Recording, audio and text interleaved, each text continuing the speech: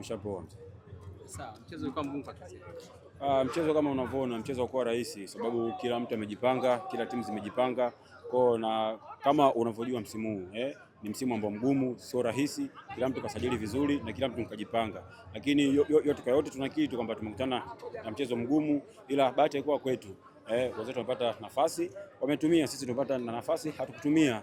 Yes. Sehemu gani ambayo ilikuwa ngumu zaidi ambayo imepelekea nyinyi kutokupata alama tatu katika mchezo huu?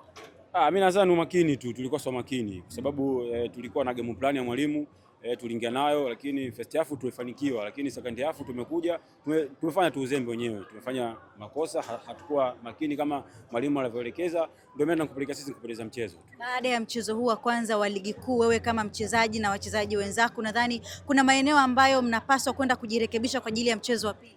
Mimi nadhani mwalimu kaona uzuri, mwalimu alikuwepo juu pale, kaangalia mchezo mzima.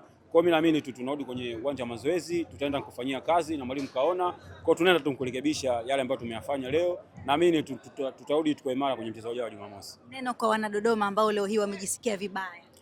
Kwanza tunaomba tu wasichoke, ndio kwanza game ya kwanza tumepoteza mchezo. Tunajua tumefanya vibaya, lakini tunawaahidi tu kwamba tutarudi tuko imara, wasichoke, hii ndio timu yao. Kwa hiyo waendelee tu kutusupport kwenye mchezo ujao. Kwa tunaamini tutafanya vizuri na hatutawaangusha.